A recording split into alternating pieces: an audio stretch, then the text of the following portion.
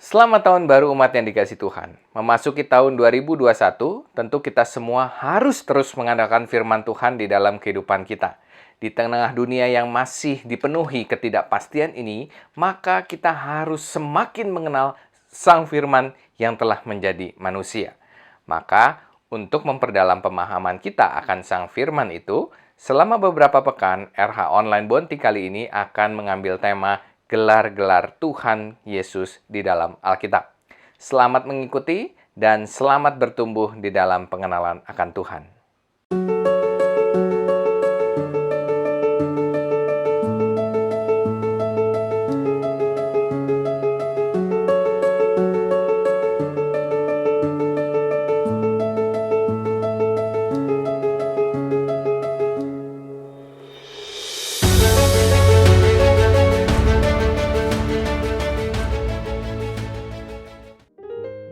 Sumber air hidup. Yohanes 4 ayat 13 sampai 14. Jawab Yesus kepadanya, "Barang siapa minum air ini, ia akan haus lagi. Tetapi barang siapa minum air yang akan kuberikan kepadanya, ia tidak akan haus untuk selama-lamanya. Sebaliknya, air yang akan kuberikan kepadanya akan menjadi mata air di dalam dirinya yang terus-menerus memancar sampai kepada hidup yang kekal."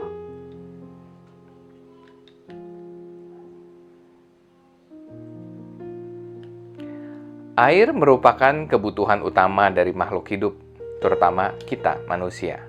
Tanpa air, semua akan mati. Air mampu menghilangkan rasa dahaga.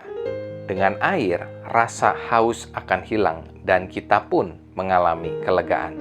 Sebaliknya, jika kita kekurangan air, maka tubuh kita akan mengalami dehidrasi atau kekurangan cairan yang mengakibatkan seseorang menjadi lemas, mudah terserang penyakit, bahkan bisa kehilangan nyawanya.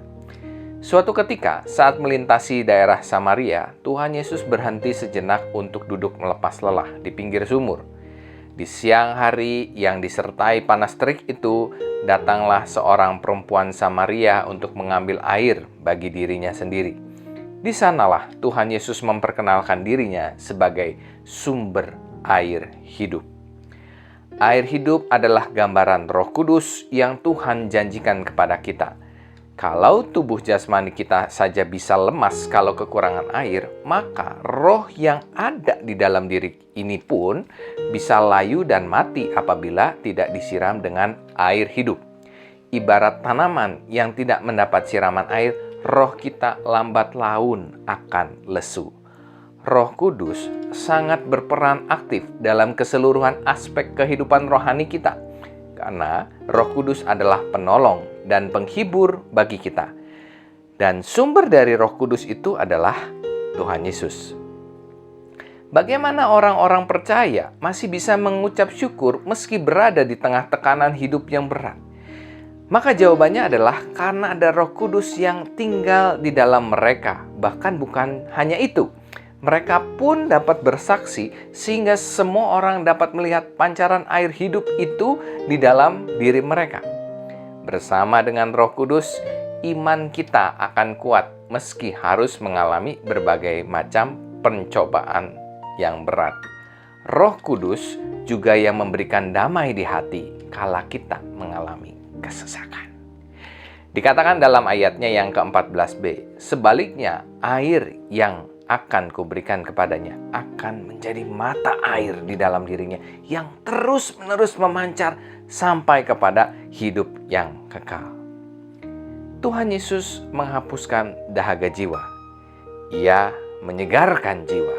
Di tahun 2021 yang masih diwarnai dengan pandemi COVID-19, kita tidak bisa pergi kemana-mana, takut berjumpa dengan orang banyak, dan banyak hal yang dulunya kita manfaatkan untuk melepas penat yang sekarang kita hindari.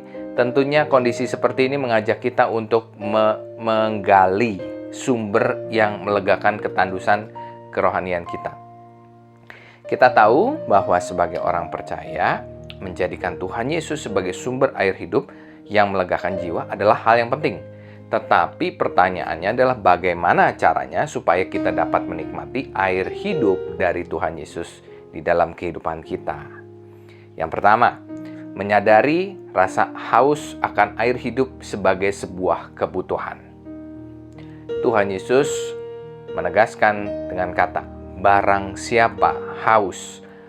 Haus dalam pengertian Tuhan Yesus ialah setiap orang yang sedang membutuhkan keselamatan hidup yang kekal dan membutuhkan kebebasan dari hukuman Allah atas dosa-dosanya.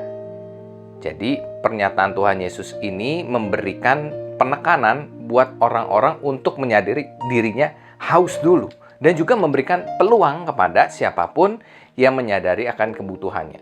Tanpa kesadaran ini, tanpa kesadaran akan haus akan Tuhan, maka mendekati Tuhan pun tidak akan. Jadi hati-hati kepada orang yang tidak lagi merasa haus. Yang kedua, caranya untuk menikmati sumber air hidup tersebut, maka harus ada tindakan yang terus-menerus.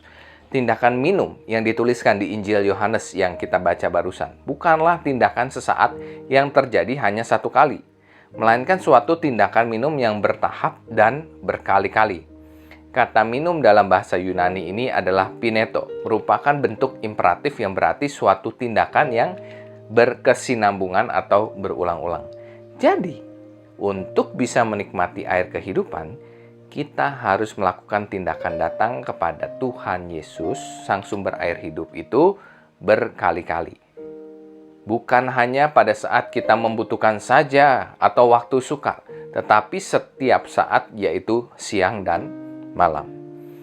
Dan yang ketiga, untuk menikmati sumber air hidup tersebut, kita harus memiliki keterikatan yang erat dengan Kristus. Tidak seorang pun bisa mengalami kelegaan atau menikmati air hidup tersebut apabila hubungannya terputus dengan sumbernya. Tidak ada kehidupan, yang terjadi adalah kegersangan. Bukan karena banyaknya kita beribadah atau bukan banyaknya kita baca Alkitab, tetapi seberapa besar kualitas hubungan kita bersama-sama dengan Tuhan Yesus. Rasul Petrus menulis di dalam 2 Petrus 2 ayat 17a, guru-guru palsu itu adalah seperti mata air yang kering, seperti kabut yang dihalaukan taufan. Mereka pandai bicara, banyak mujizat, penuh ucapan-ucapan kemuliaan, tetapi itu tidak menjamin kedekatan dengan Tuhan. Mari, saudara-saudara, kita semakin memahami bahwa Sang Firman itu adalah sumber air hidup yang membawa kelegaan kepada kita yang letih lesu dan berbeban berat. Datanglah kepadanya, minumlah daripadanya, pastilah kau dipuaskannya. Tuhan memberkati kita semua.